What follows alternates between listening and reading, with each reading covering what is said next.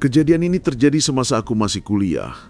Ketika aku melaksanakan KKN di daerah Majalaya, pada suatu malam, ketika sedang bersantai di tempat tinggalku saat KKN, aku dan teman-temanku mulai mengobrol satu sama lain membahas hal ini itu, sampailah kepada satu topik, yaitu membicarakan tentang hal-hal mistis, bercerita tentang pengalaman-pengalaman seram sampai mengkerucut ke pembicaraan tentang benda pusaka. Sebut saja Bambang. Dia sepertinya paham betul tentang benda pusaka. Dia bilang macamnya banyak dan khodamnya pun berbeda-beda sesuai peruntukannya. Dan katanya Bambang bisa menarik benda pusaka. Aku awalnya hanya menyimak, mendengarkan, dan sebenarnya tidak terlalu tertarik dengan hal-hal mistis seperti itu, apalagi benda pusaka. Lanjut, Bambang bilang, katanya dia pernah melihat satu benda pusaka yang ketika orang itu punya benda itu, dia akan menjadi kebal. Aku hanya tersenyum kecil mendengarnya. Bambang melihatku merasa dirinya diremehkan. Saat itu aku sedikit beradu argumen dengan Bambang. Sampai akhirnya aku sedikit menantangnya. Bams, kalau emang lu bisa tarik benda pusaka nih. Kita kan di tempat KKN ya, kiri kanan lu tahu sendiri ya, guys, hutan dan gelap. Ada nggak benda pusaka di sini? Kalau ada, tarik deh. Kalau lu bisa, oke, gue diam dan gue percaya sama lo. Bambang terlihat termenung. Dia lalu menganggukkan kepalanya dan bilang dia bisa melakukannya. Keesokan malamnya, pas di malam Jumat, aku, Bambang, dan beberapa temanku berencana untuk melakukan penarikan benda pusaka. Bambang bilang malam Jumat waktu yang pas untuk hunting benda-benda seperti itu. Kurang lebih sekitar jam 10 malam, kita berangkat dari rumah tempat kami menginap selama KKN. Kami berjalan masuk ke dalam hutan-hutan yang saat itu gelap tanpa penerangan. Sampai aku baru sadar, ternyata kita di sana di balik hutan-hutan itu ada semacam pemakaman umum. Memang bukan pemakaman umum yang seperti sering kita lihat di kota. Hanya saja di daerah sana kulihat banyak sekali padung-padung atau batu nisan. Melihat itu, ya aku berpikir ini pemakaman. Kami melipir ke salah satu pohon yang cukup besar di sekitar pemakaman itu. Bambang terlihat mulai melakukan ritual-ritual yang entahlah aku tak mengerti. Mulutnya berkomat-kamit seperti membaca mantra. Aku hanya diam melihat dan memperhatikan. Sampai kulihat dia mulai bergerak seperti mengambil sesuatu. Entah yang kulihat benar atau tidak, entah itu mungkin trik, tapi saat itu kulihat dia mengambil sesuatu di dekat akar pohon besar itu.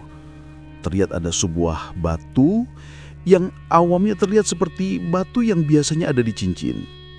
Warnanya hijau. Setelah diambil, Bambang memperlihatkannya padaku.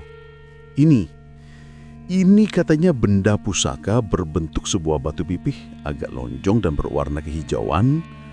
Dia memberikannya padaku. Aku mengambilnya, lalu aku masukkan ke kantong celanaku. Bambang terlihat lelah. Bulir-bulir keringat menetes dari pelipisnya dan dia merasa sudah cukup dan membawa kami kembali menuju rumah. Sekitar jam 12 malam, kami sampai di rumah. Aku mengeluarkan batu itu dari kantong celanaku. Bambang mengambilnya, lalu ia simpan di sebuah mangkok. Sebelah itu mangkoknya disimpan di atas lemari. Dia bilang, sudah cukup untuk malam ini. Jangan disentuh dulu, besok kita lanjut memeriksanya. Ini si Bambang serius banget hal-hal beginian. Tapi ya terlepas itu benar atau tidak, aku cukup terkesan. Kami memutuskan untuk beristirahat. Kami berlima terlelap di ruang tengah, sampai tiba-tiba saja aku terbangun karena mendengar ada suara seperti sesuatu yang bergerak-gerak. Suara apaan sih? Aku bangkit dan melihat, dan ketika kulihat, mangkok yang berada di atas lemari itu rasanya bergerak-gerak, bergeser seperti ada yang menggerakkannya. Kulihat kiri kanan, teman-temanku tidak ada yang terbangun. Itu kenapa gerak-gerak sendiri? Aku coba berdiri mendekati lemari dan ketika aku baru melangkah, mangkok itu berhenti bergerak. Aku kembali mendekati lemari dan tiba-tiba ada yang mencengkram pergelangan kakiku. Ketika kulihat, ada sebuah tangan yang memegang kakiku dari balik selimut. Mungkin itu temanku. Aku ambil selimutnya dan ketika aku buka, anggapanku yang itu adalah tangan temanku yang sedang iseng, ternyata bukan. Ketika aku buka, selimutnya tidak ada siapa-siapa. Padahal jelas tadi kulihat sekilas ada sebuah tangan yang keluar dari dalam selimut. Sontak bulu kuduk merinding. Dan terdengar suara mangkok itu kembali bergerak. Dan ketika kulihat ke arah lemari, astaga! Terlihat ada satu sosok jongkok di atas lemari dan jari telunjuknya yang panjang memainkan mangkok itu. Wujudnya kurus, seluruh tubuhnya berbulu hitam, matanya merah dan wajahnya terlihat seperti hewan.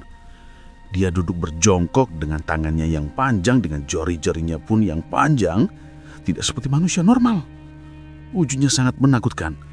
Jari dan kukunya panjang hingga wajah menjadi wajah yang dengan dagu yang memanjang ke bawah dengan gigi yang bertaring. Dan tiba-tiba ada yang menepuk pundakku dari belakang. Ketika aku balik badan, astaga, kini di belakangku lihat ada sesosok lelaki memakai baju pangsi serba hitam. Perawakannya seperti seorang pendekar. Wajahnya cukup tua dan dia berkata, "Ulah dibawa juk balikeun." Seketika ketika aku berkedip, sosok itu pun hilang. Aku bangunkan paksa semua temanku. Ketika kulihat ke sekitar, sosok-sosok itu sudah hilang. Aku ceritakan apa yang kulihat dan aku alami. Menurut temanku, sepertinya itu sepuh pemilik benda pusaka itu ketika masa terdahulu. Mungkin dia marah. Entahlah, yang jelas ku minta pada temanku untuk mengembalikannya. Entah bagaimana caranya. Setelah kejadian itu, aku menjadi percaya bahwa mereka memang ada dan berdampingan dengan kita dengan wujud yang berbeda.